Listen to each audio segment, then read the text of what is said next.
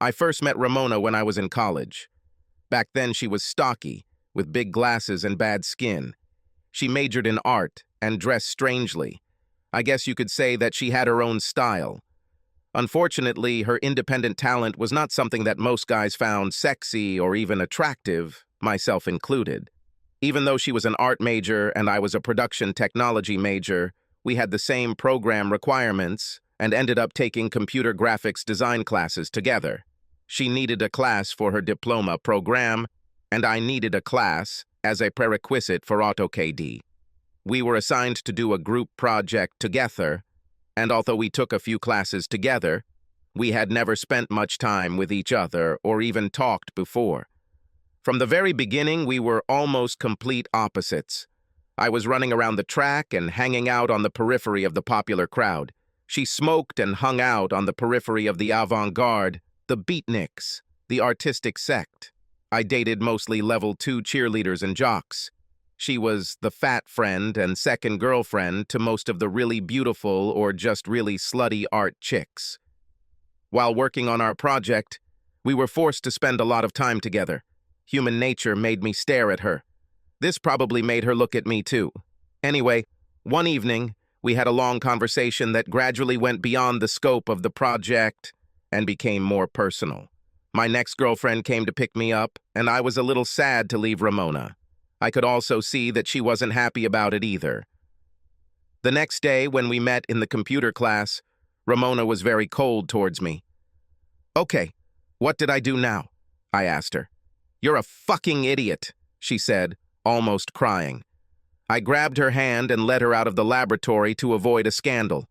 In the park opposite, we sat on a bench and I told her not to move. I ran and grabbed a soda for myself and her favorite juice from the cart that sold them nearby. Now that we were comfortable, the argument could continue without distraction or embarrassment on either side. "So why am I an asshole?" I asked, smiling. "Because you are," she said, wiping her tears. "Even though you have no artistic soul, I thought you were different," she said. "We were having a good time, and I really started thinking, and then you, with that bitch." "Are you mad at me for going on a date?" I asked incredulously. "Hell no," she spat. "It's just that you guys are all alike. You don't want a relationship with a woman who actually feels something for you and loves you. You just want sex with some big-breasted girl with no brains."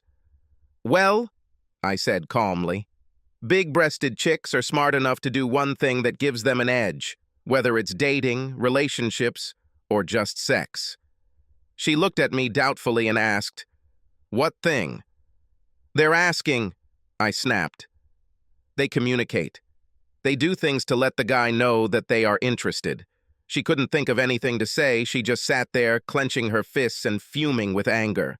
I could almost see smoke coming out of her ears, and I wanted to clear the air and see where we really stood, so I reached over and pulled those giant glasses off her nose — they were really bad and in the way — and kissed her. Not just a smack, but a pretty good, passionate kiss. I later found out that this was the first time she had kissed a guy who was not related to her. That first kiss was followed by an even better one as she relaxed and parted her lips slightly, and our tongues began to massage each other. I hugged her, pulled her to me, and we kissed for a long time on a park bench. The next few weeks were a flurry of activity. We finished the project, received an A+, and started dating. Ramona got out her contact lenses, went to the dermatologist, and started dressing a little more normally. I never asked her to give up bohemian outfits, but when we started going out more often, she needed more things. You know women, she invited me to go shopping with her and asked my opinion. I would mention how everyone wore jeans, including artists. Then she said that she was too fat for pants. Then I would tell her that I like her curves and how some men like to see a well-rounded ass on their women. I reminded her of the artist Rubens and his voluptuous models. She bought jeans and looked great in them. I would tell her that her tops and sweatshirts didn't go well with the jeans or skirts she was wearing, and she said that I just want to look at her tits. And I would tell her that she was right, but they were still mine, and she was just wearing them for me. Sex with Ramona was like sex with a fairy tale princess. Even though he wasn't wild and uninhibited, he was still special. Since I was her first, I tried to make it fun and special for her. After some time, she became even more interested in it and even began to demand it from me. We were never too kinky, but I took what I could get because I loved her so much. A few weeks later, she looked at herself in the mirror and told me that she looked like a larger version of the big-breasted bimbo she hated so much. I told her that maybe so, but she was my girlfriend. We were very happy and got engaged after graduation. I went to work at an automotive design firm and Ramona did layouts for an art magazine. My family loved Ramona and welcomed her with open arms. Ramona's mom and sister were her only family. To put it mildly, I didn't like them. I once heard her sister tell someone at our engagement party that Brad, "It's okay if you like guys like that." But I was too normal and probably stifled her artistic vision. Ramona looked beautiful and happy, but I heard her mom tell her sister that she thought we were getting married because Ramona was pregnant and it wouldn't last long. Over time, we proved them both wrong. We were happy and loved each other.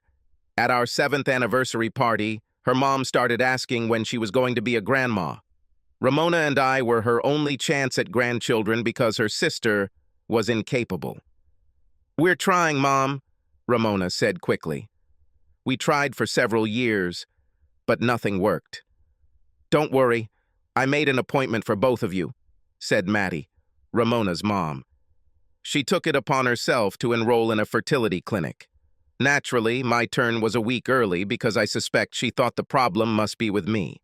Anyway, I went to the appointment, had my blood tested, and provided other fluids, and it turned out that everything was fine. When Maddie heard the news, she suggested that we practice more until we finished work so she could be a grandmother while she was still young. However, Ramona's tests were different and changed our lives forever. We found out that she had several problems with her reproductive organs, which made having children for us, although not impossible, but extremely improbable. That night, I held her close as she cried herself to sleep. I told her that we could always adopt a child or get any of the treatments currently available. In my heart, I hated her mother for bringing the situation to this state. "If you want a divorce, you can get it," she told me through tears. "I will never leave you until you force me, Mona," I told her. "Mom said that you will cheat on me in order to have children." "Mona, I will never cheat on you. You are my life," I said.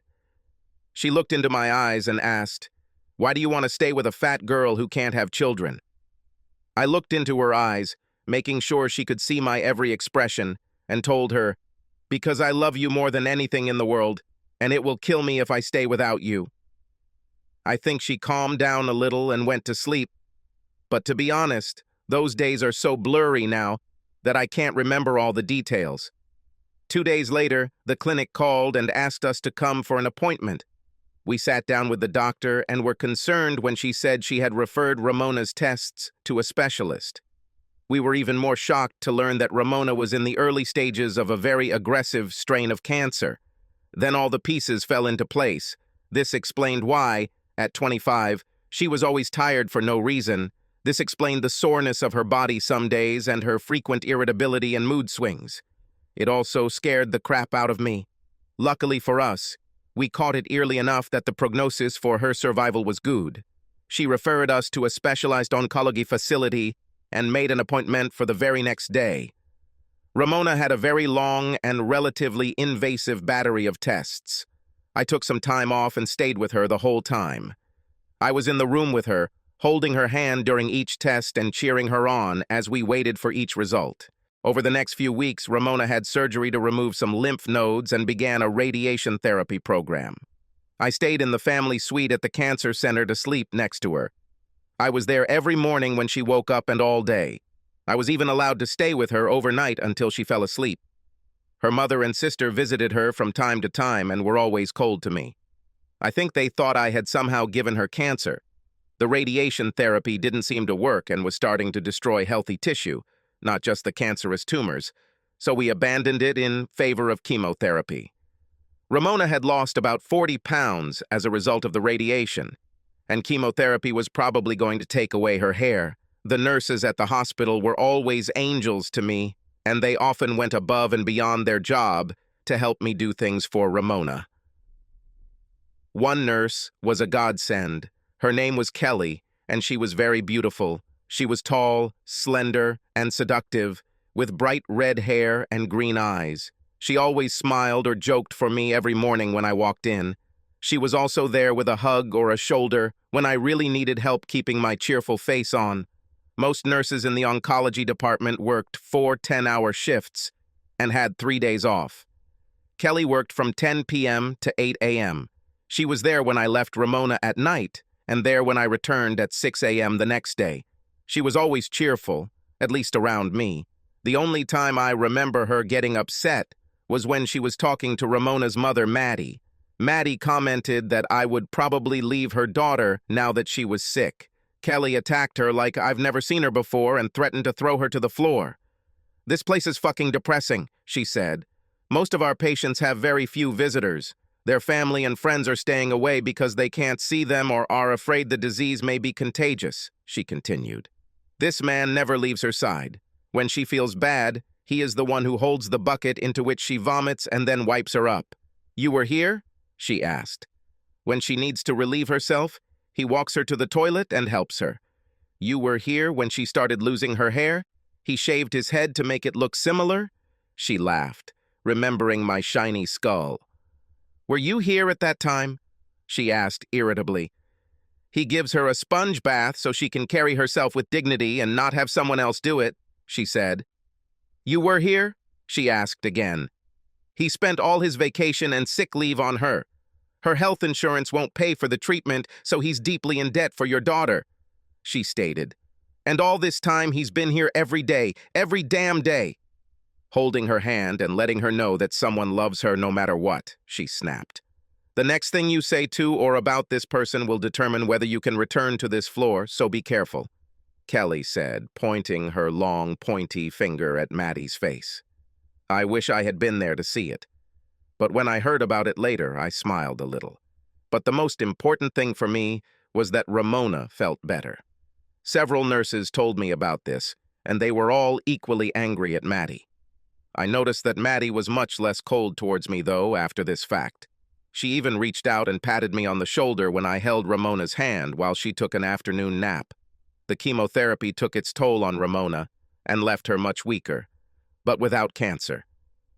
Her hair started to grow back, and we started her on a new diet to help her regain her strength. She then required several plastic surgeries to remove a lot of excess skin that resulted from her weight loss. Ramona was the new woman, 80 pounds lighter, and her skin even cleared up. Ramona now wore contact lenses rather than glasses, and her hair had come back. Everyone who knew her had to take a second look at her. She wasn't a wild beauty like Kelly, but she was the best Ramona she could be, and I still only loved her. I went back to work and had to work many more hours to pay for all the medical expenses we incurred. Ramona was unable to return to work for some time. Our sex life had always been great, even before we got married. But it intensified now that Ramona seemed determined to let me know how glad she was that I had stayed with her during her illness. She started dating some girls from her old job just to pass the time while I was working. I was glad she did, because outside of me, she was never a very outgoing person. Now, it seemed, she needed to go out and show herself to people. I guess I thought it was some kind of life affirmation after cancer, and didn't really take it seriously, but I didn't know that my marriage was on the rocks. Over the next few weeks, Ramona began coming home later and later. Sometimes she came drunk. "I've never had so much fun in my life," she said. I felt a little bad because I was working 12 or 16 hours a day to pay her medical bills, and she was having fun without me. She began to dress much more revealing than ever. When I asked her about it, she said that she had never had a body like this before, and she wanted to show it off. It was just fun. I was wondering when it became necessary for her to show this to people other than me. I've been thinking a lot about our marriage that week. I guess deep down I was worried that something was going on. I didn't want to face the truth, because by that time, Ramona was my whole world. Everything we've been through with cancer and everything else has strengthened our bond much deeper than ever before. My hard work brought benefits that I didn't know about, although all my extra time and effort to try to make a dent in Ramona's medical expenses brought me to the attention of the owners of the company I worked for. I received a big raise and promotion. I also received a bonus that I figured I could use this time to go somewhere nice for a vacation with my wife. I didn't try to tell Ramona the good news, but decided to throw a small, just family surprise party for her birthday, which was next week, and tell her then. Maybe moving away together is just the thing that will reignite the flame and get us back on track. The events of the next few days broke my heart and destroyed our marriage.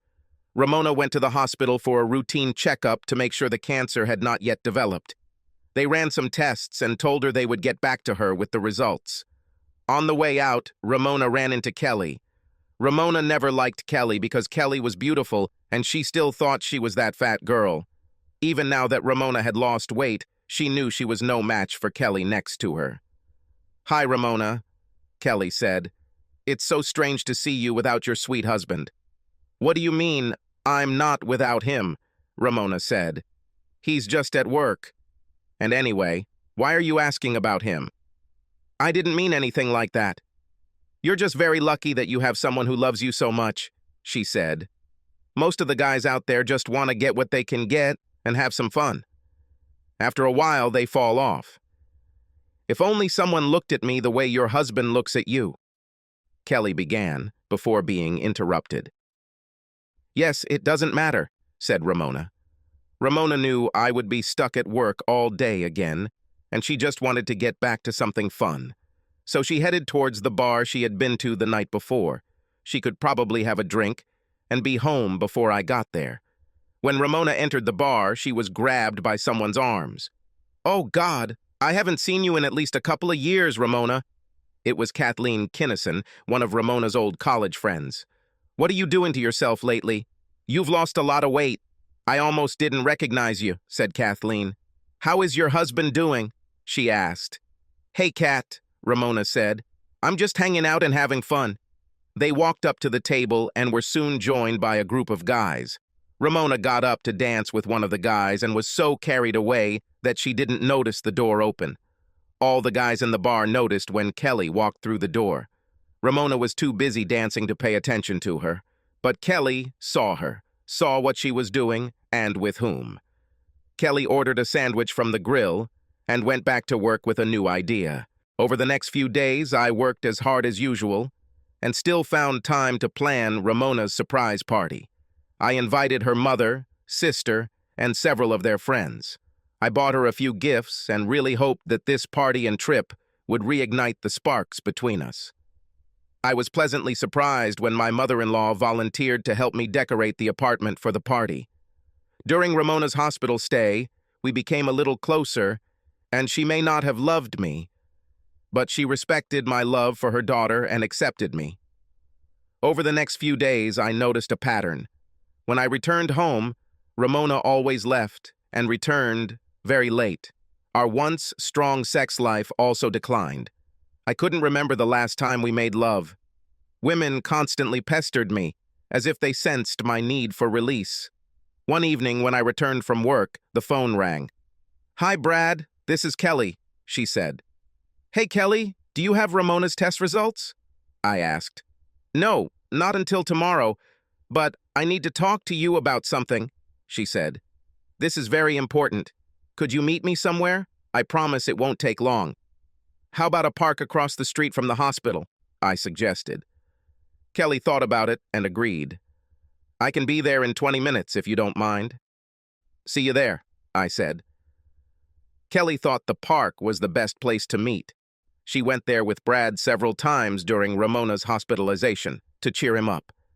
They had several impromptu dinners, while Ramona underwent procedures that he could not attend. It was also the place where she told him that the chemotherapy was showing progress, so it was a place filled with happy memories, and she didn't want to ruin that for him. I sat down on a small park bench next to Kelly. I smiled at her and asked, "Am I behind on payments?" "Ramona didn't get sick again, did she?"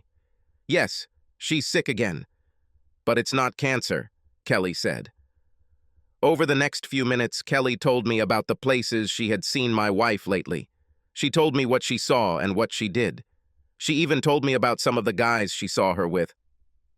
I don't have pictures or anything, but it's pretty clear she's cheating on you, she said.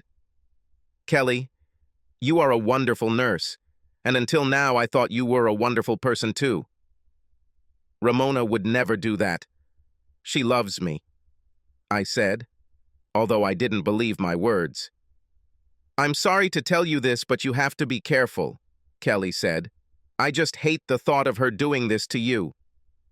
I don't believe she's doing anything, I snapped. And all you have are vague suspicions. No evidence. No evidence. Maybe it's better for you to mind your own business? I stood up and started to leave, but Kelly grabbed my hand. She gently raised her hand and touched my cheek. For some reason, I froze in place, and my growing anger dissipated. For your sake, Kelly said softly, I hope I'm wrong. It kills me to think that you're going through all this pain for someone who isn't worth your little finger. She gently stroked my cheek, and I swear I felt electricity. When you need a friend, I'll be there, she said, put a business card in my hand, and left. I put the card in my pocket and watched Kelly walk away. It had been a long time since Ramona and I had made love, and I was hard as a steel rod watching Kelly's ass. Everything went better than I expected, Kelly thought. If he found out too late, it would hurt him even more than now that he was warned. It's better to have a couple of small blows than one big crushing blow. She would never hurt Brad for any reason, but he needs to know about his cheating wife. Kelly couldn't remember exactly when she fell in love with Brad. It didn't matter anymore. It was probably during this time that she watched him come to the hospital every day, regardless of the need to take care of Ramona. Or after she started to get better and started treating him like he was her butler, and not a husband who had just gone through months of sacrificing everything in his life to be with her. Kelly knew she was beautiful. She had heard it all her life. She had been with many guys, but none of them treated her with as much love and tenderness as Brad treated Ramona. She couldn't think of anything she wouldn't give to have someone like that in her life. She was ready for step 2 or her plan. When I got home 2 nights later, I was excited. The party, although small, was supposed to be the start to rekindle the romantic flame with Ramona. Over the past few days, I've started paying more attention to what's going on between us, and I've discovered that she's been acting distant and drinking too much. When I finally fell asleep, she was still not there. When I woke up, she was already asleep. She smiled and rolled over when I told her I was planning something special for her birthday. I knew she was probably drinking and partying a little, but it was Ramona after all. When we first met, she was against parties. Now she was just trying to experience some things that fat Ramona had never experienced. She also celebrated success in her fight against cancer. I just wanted her to celebrate with me, but maybe I was just being selfish. Ramona's mother, Maddie, arrived at 6:30 with her second daughter, Ravana. They started decorating the house and worked quickly because they knew she would be there at any moment. Only 6 people were invited because I wanted to have a small intimate get-together with a few close friends. By 9 o'clock in the evening, everyone was already wondering where Ramona was, and some guests left their gifts and went home. By 11 p.m., Maddie, Ravana, and I were the only ones there. I called Ramona's cell phone a 4th time to find out where she was. Ramona called back half an hour later. "Hi, darling. I'll be home soon," Ramona said in a drunken and out-of-breath voice. "Where are you?" I asked. "Mom wanted to invite me somewhere for a drink, and I decided to go somewhere with her rather than return home. We lost track of time," she said. "I actually went out with her and my snotty sister because they still don't like you very much, and I didn't want their bad attitude to ruin whatever surprise you had in store for me," she said. I heard some guy in the background asking her to hurry back so they could have some fun. "In any case, we will see each other soon, and you can give me a surprise," she continued. "Is this a big surprise?" she asked. "Sort of," I said quietly. For some time, no one said anything. Then Maddie looked at me. She saw that I was trying my best not to cry in front of her. I was shocked. It was like my whole world had come to an end, and I didn't know exactly how to react. "You know that's not entirely true," Maddie said. "Well, maybe at first I thought you were just not right for Ramona, but that's not the case now," she said. "What a bitch," Ravana said. "Well, ladies, thank you so much for coming," I said. "I'll clean up this mess and put away Ramona's gifts," I said. "I'm sure she'll be back soon. You can stay here as long as you want, but I'm not sure it will do you any good to be here when she gets home," I said. "Why not?" asked Ravana. "As her snotty sister, I'd like to see her reaction when she walks in and gets caught in her damn lie." "She went through a terrible ordeal with cancer," I told her. "None of us knows what it was or what it did to her. All we can do is be there for her and hope for the best," I said quietly. Maddie and Ravana shook their heads as they left. I went to the closet and started collecting clothes and some personal items.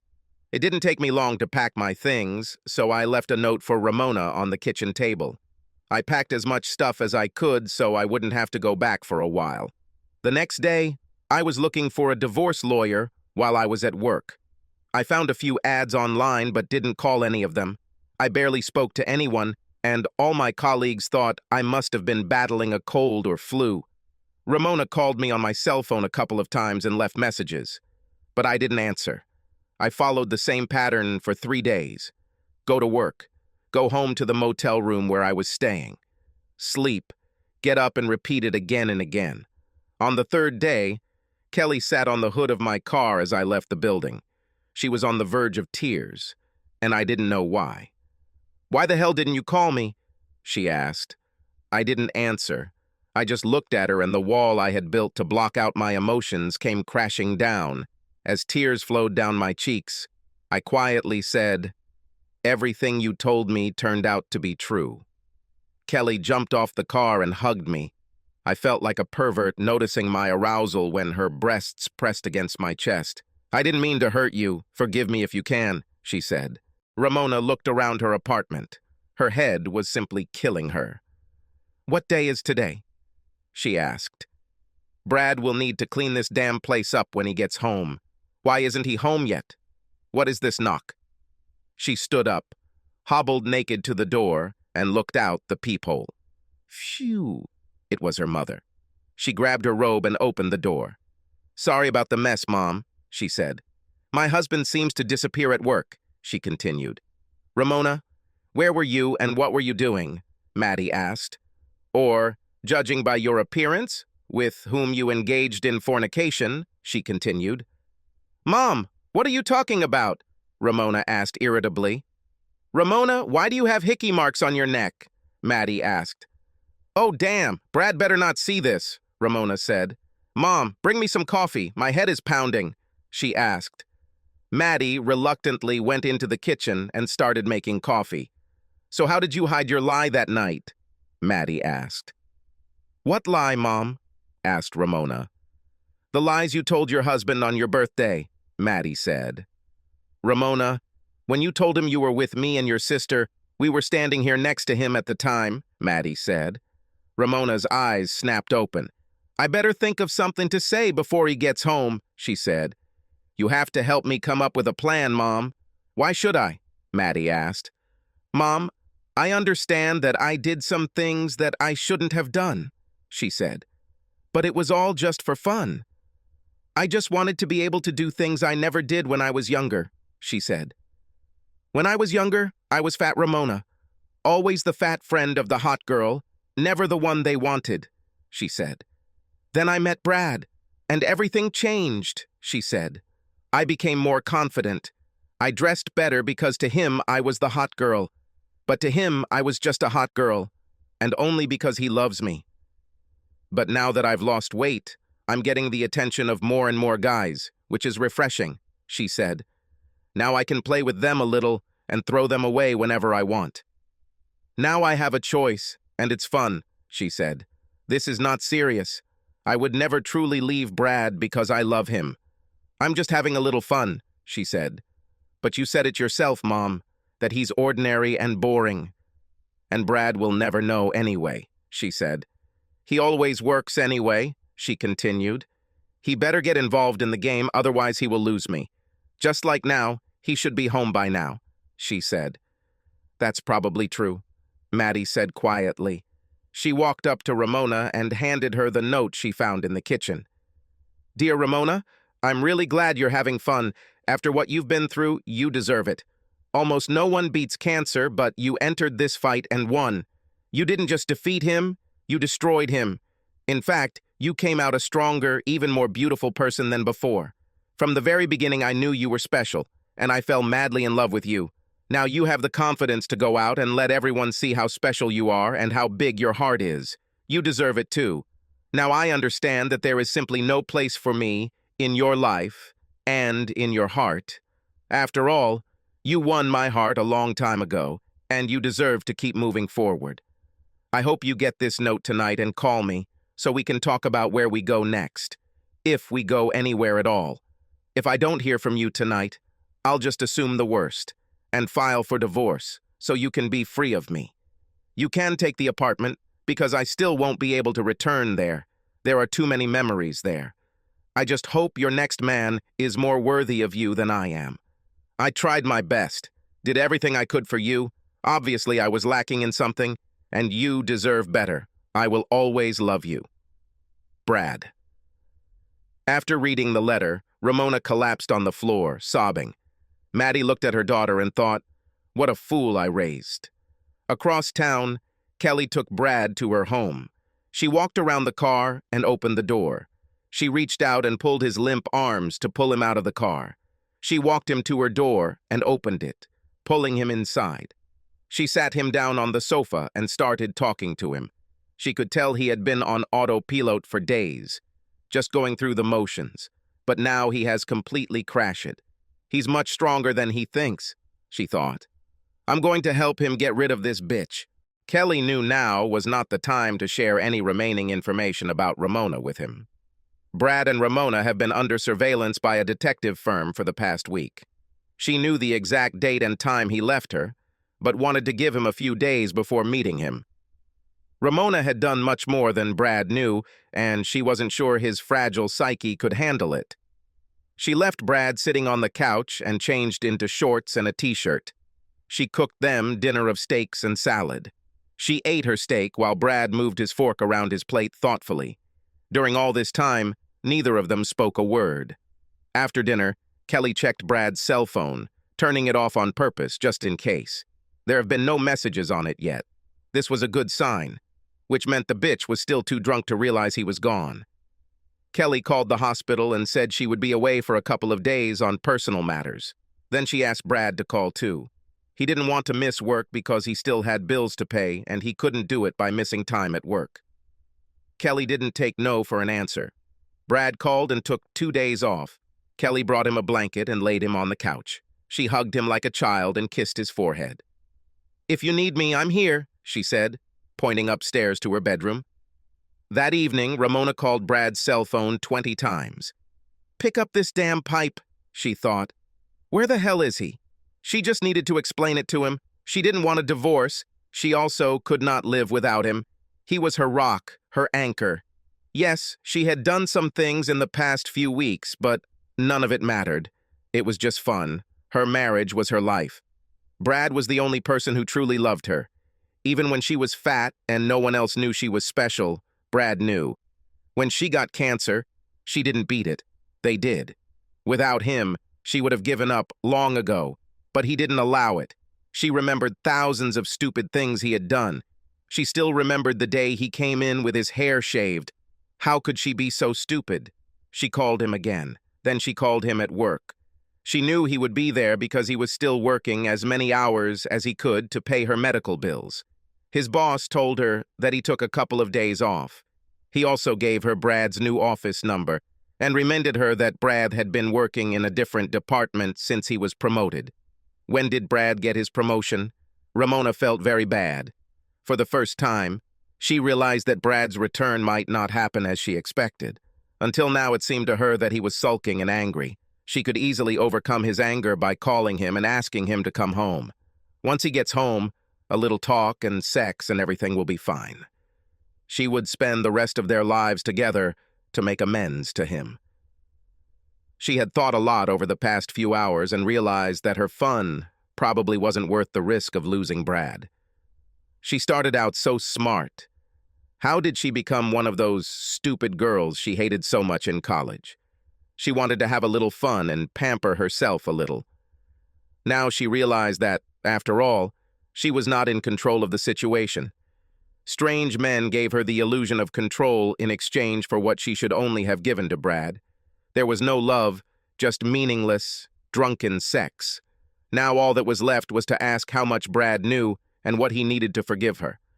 On the other hand, she will never forgive herself for this. She became the thing she hated the most. Kelly worked Brad very slowly and very carefully. They first went to the hotel and took his clothes and belongings. Then she took him shopping for the things he needed. Then, at her insistence, they moved his belongings to a guest room in her home. She made him speak, at first only a few words, but soon they were already talking with all their might. The only thing they didn't talk about was Ramona. After the 2 days were up and both had to return to work, she returned his cell phone to him. While she watched, he checked his messages. There were over 100 calls from Ramona. He deleted them all without listening. His jaw became harder, and she thought he would be okay. When Brad got back to work, he felt better, although he had not yet come to his senses. Some of his colleagues saw Kelly picking him up the other day, and there was a lot of gossip about it. "So, Brad, who the hell was driving that red Mustang?" asked his friend Dave. "Brad has a damn supermodel on his side," said another colleague. Brad smiled but didn't say anything. Kelly was definitely beautiful. In terms of pure physical beauty, she was much more beautiful than Ramona. Did he really think so? Brad's good mood took a turn for the worse when someone suggested he was cheating on Ramona with a mysterious redhead. No one knew the true story that Ramona was cheating on him. Everyone thought Brad was fine until it was time to go home. A security guard burst into Brad's office and told him he needed to run to the parking lot immediately.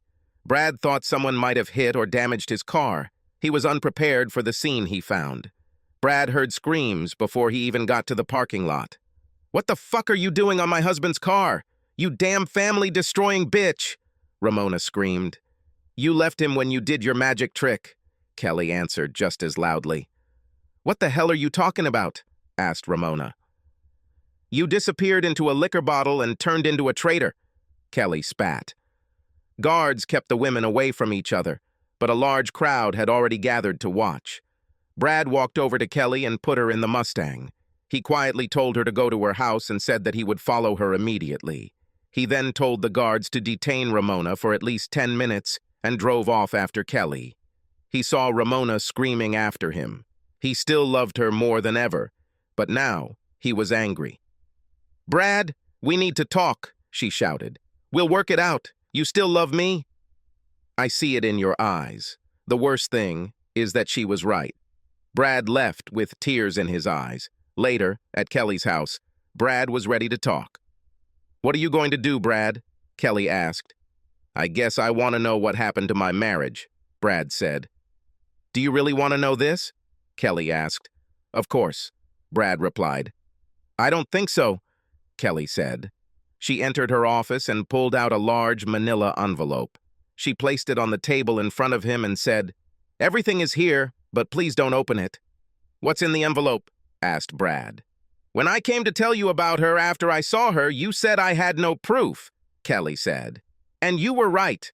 I knew what I saw, but just like when it happened to me, I didn't want to believe it," Kelly said. "I knew you'd need proof, so I found a private detective to follow her," she said. "It didn't cost me anything because he's my cousin and still owes me a favor." I sewed it up several times. There are photographs, audio recordings, receipts, reports, and even video. But believe me, if you still have even an ounce of love left in your heart for her, you don't want to see this," Kelly said. "At this point, you know that the evidence is there that she definitely did things that violated her marriage vows. But seeing this will only hurt you more," she continued. Once you see the hard evidence, you won't be able to get it out of your mind for a very long time, she said. You begin to understand this. I know it will take you a long time to forget her, but you are starting to come to your senses, she said hopefully. All this file can do is bring you back. But do what you think is necessary, she continued. What will we eat for dinner? Kelly said, turning towards the kitchen. Brad reached into the folder and pulled out the first photo. It clearly showed Ramona lying on a table in what appeared to be a bar. Her dress was hiked up to her waist. There were at least 3 men there.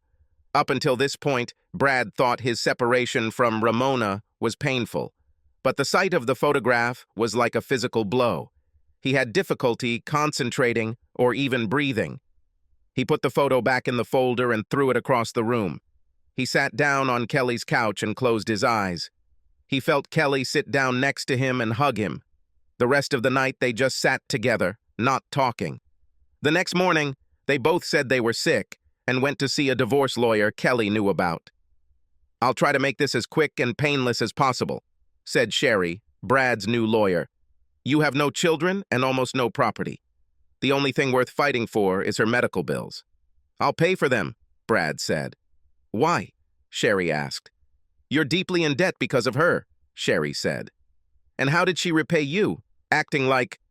Well, you know, she said. Anyway, this should be easy. If she tries to fight it, we'll just threaten to release the file and let everyone know who she is, Sherry said. The papers will be ready in a couple of days. Over the next few days, the situation got worse and worse. Ramona was handed the papers and she tore them up. She not only refused to sign them, but even to read them or contact a lawyer. She told Sherry that she would fight the divorce with everything she had and that it would never happen. She finally proposed a legal separation that could, after a year had passed, without permission, begin divorce proceedings. In exchange, she asked for a marriage counselor and begged Brad to come home so they could try to save the marriage. Sherry threatened to change the reason for the divorce to infidelity, which would destroy Ramona's good name and that evidence might leak. Ramona laughed in Sherry's face and asked her to come up with something important. I told you, she snapped. I will do everything to prevent this. If you have to go to Rome to tell the Pope that I'm a traitor, I'll buy you a plane ticket. But no one, especially you or that red-haired bitch, will take my man without a fight, she said.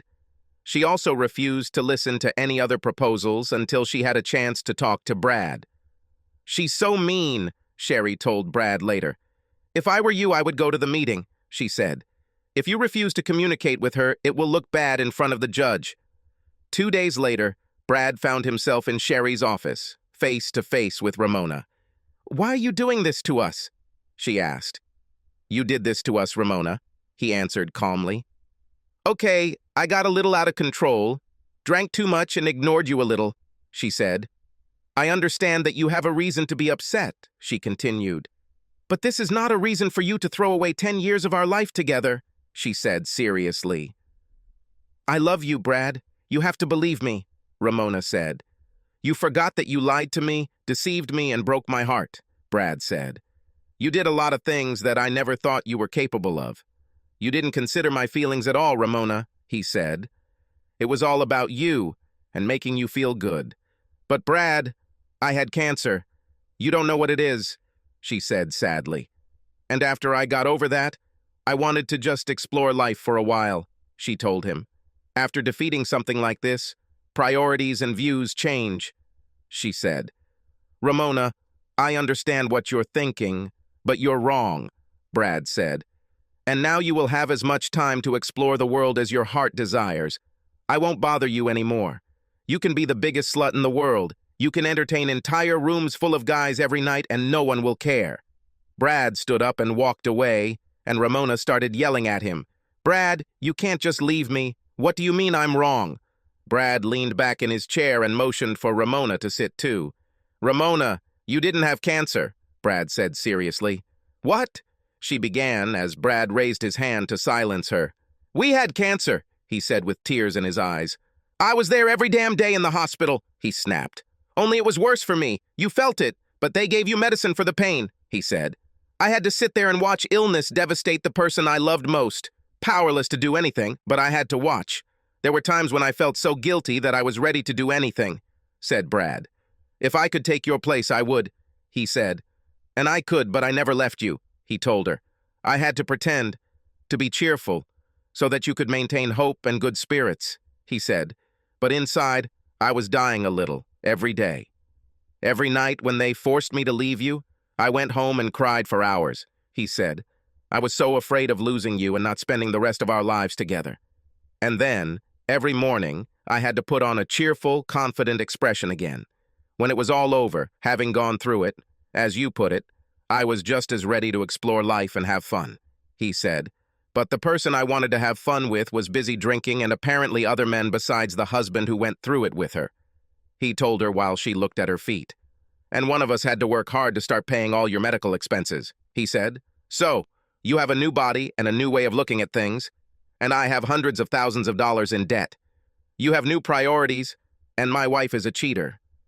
You have a new point of view, but from the side you were looking at, you probably didn't see how you were hurting me, he said. You have to explore life, and I'm heartbroken, Brad said.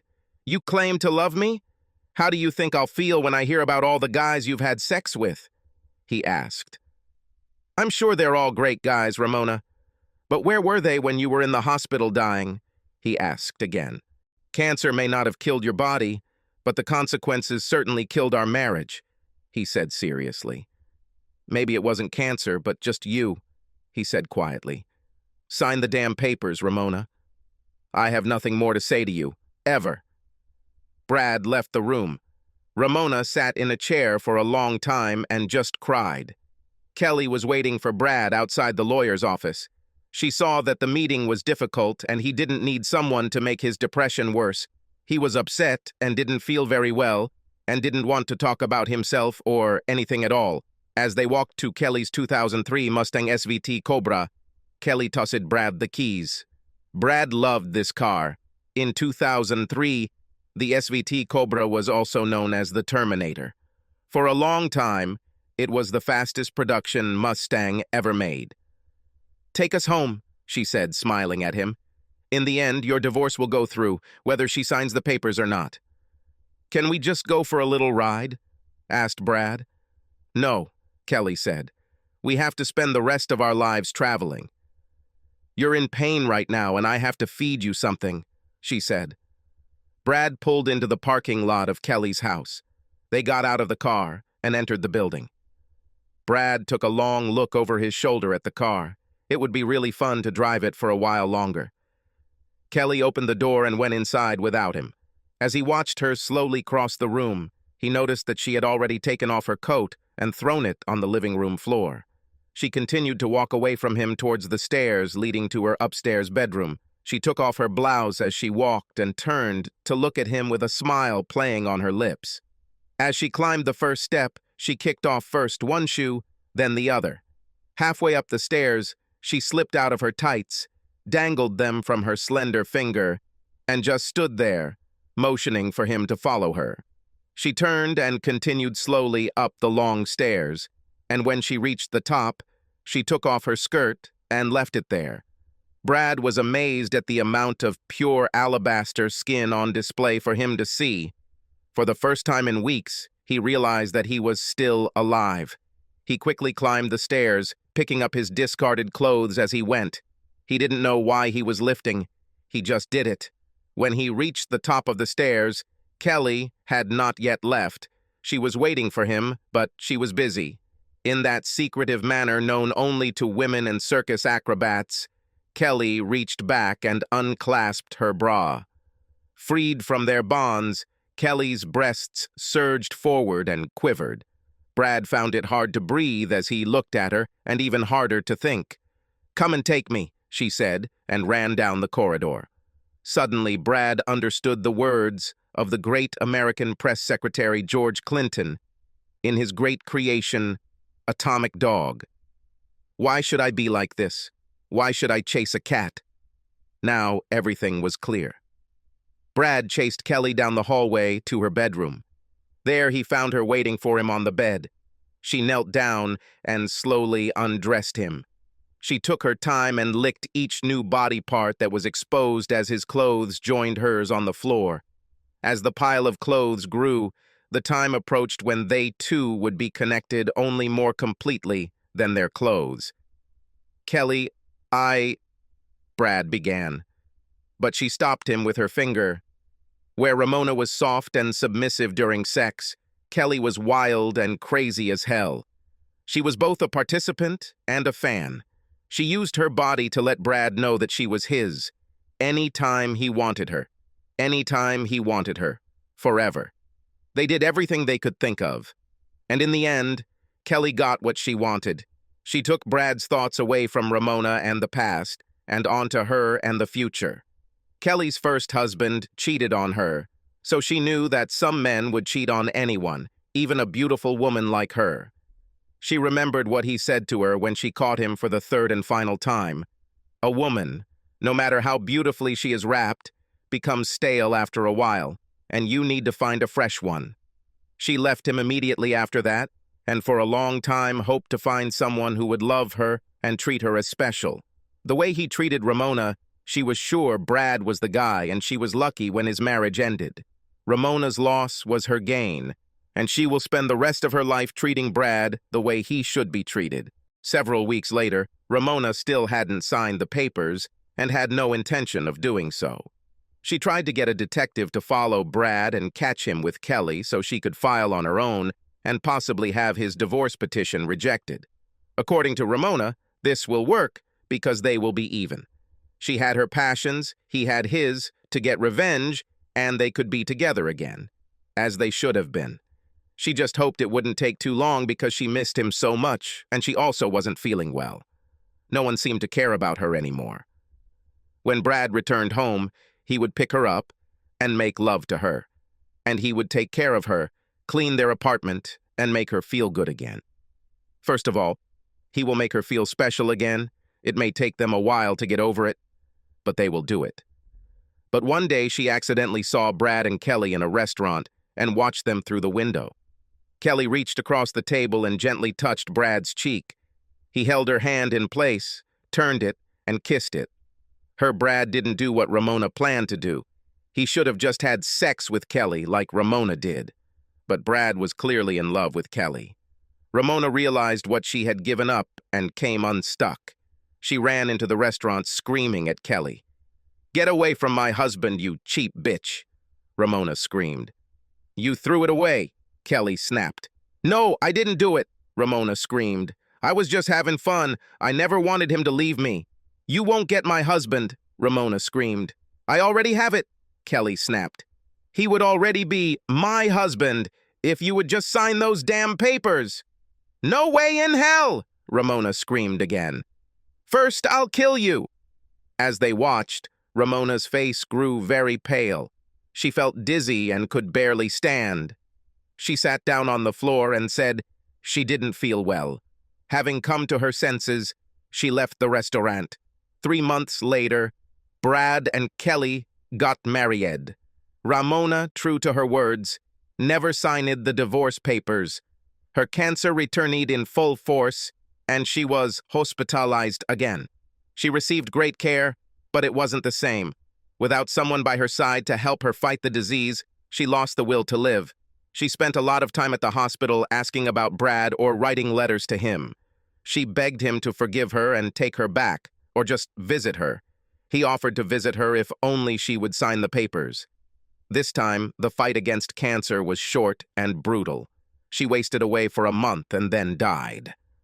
Brad and Kelly attended the funeral. Brad spoke very eloquently and without rancor about what a special person Ramona was and how much he loved her during their time together. He didn't talk about how things ended between them, only about the good times. At the end, he told the 4 or 5 relatives who had gathered about how he and his new bride had decided to name the baby she was carrying after Ramona. Some evenings, sitting in front of the fireplace or driving around in his 2012 Lacuna 302 Mustang, Brad knew both he and Ramona were wrong. Ramona said that she beat cancer. Brad then believed that they beat cancer. In fact, Ramona just got cancer. From the moment she left the hospital, she became a different person. Loud, Angry, vile, and disgusting, she ate everything around her and consumed or destroyed them. Her marriage and relationship with Brad and her family were victims of the cancer she became. Finally, when she couldn't get what she wanted, she turned on herself. Brad and Kelly lived happily ever after.